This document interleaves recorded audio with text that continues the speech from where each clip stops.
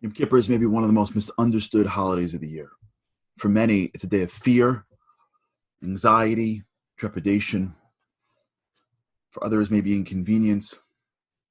There's a certain excitement that we get when the day passes, looking forward for it to be over. And most of us don't fully appreciate what the day can really be. If you want to understand the holiday, you have to look at its beginnings. First ever Yom Kippur took place in the desert. But you have to understand the beginning of Yom Kippur took place way before Yom Kippur. Jews come out of Egypt. They come to the banks of Mount Sinai.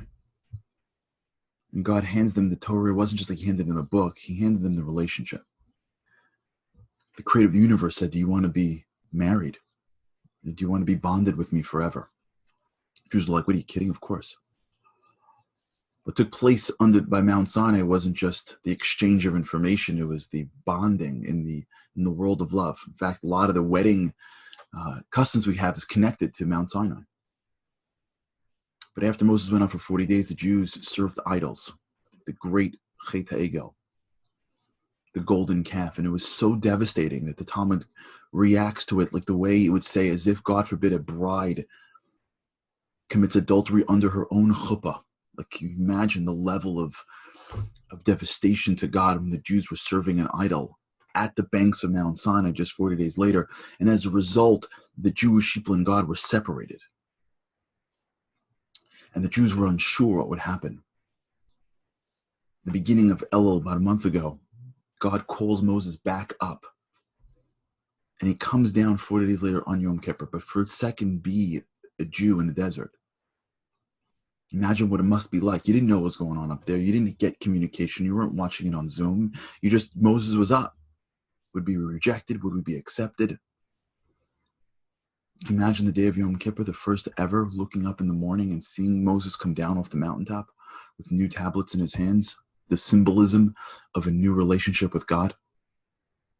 You can imagine the warmth of their hearts when they felt that, the excitement to be connected to the creator of the universe. Can you imagine? Kippur starts off in a period of connection. Yom Kippur in Hebrew, connection is dveikut. That means bonding. The secret to Yom Kippur is it's really a day of connection. It's not really a day of scary judgment. It's a day where we are connected and bonded to God. A day of love, not fear. So why does it feel like it's filled with I'm sorry's and I can't eat? It's because what's happening is God's spiritual. We're physical. When we do things throughout the year that are actions that are because we don't really believe he's here, or he's there, or we did that, or we did that, or we don't, all the things that we do that are quote unquote sins, these are really blocks between us and God. It closes him off from experiencing him in the deepest way. The goal of Yom Kippur is to get to a level where we're bonded with him again. So what we do is we remove the blocks. We stop eating and drinking, wearing shoes which symbolize comfort, cosmetics which symbolize being more than we really are, relations which symbolizes the desires of this world.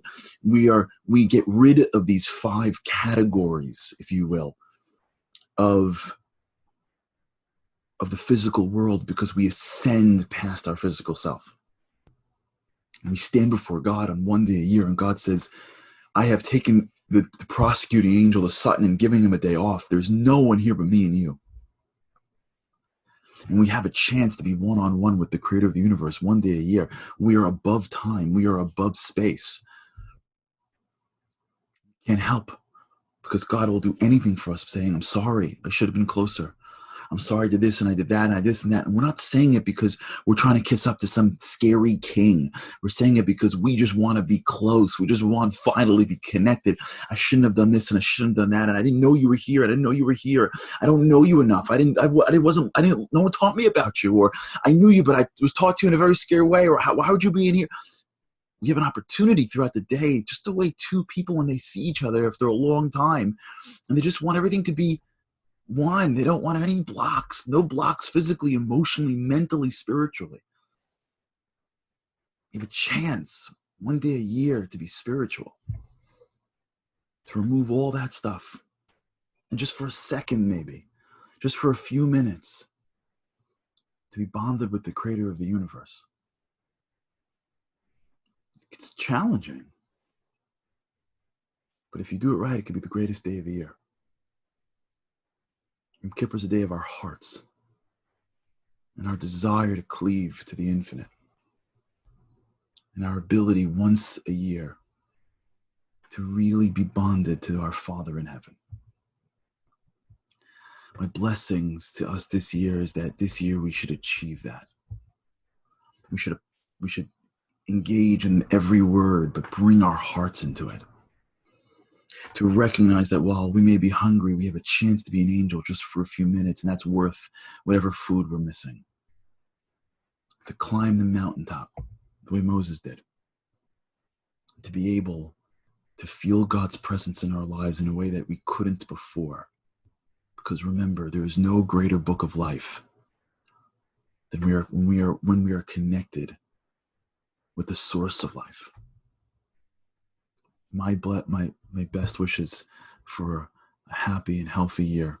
May this Yom Kippur be the year in which we connect in a way that leaves us changed forever.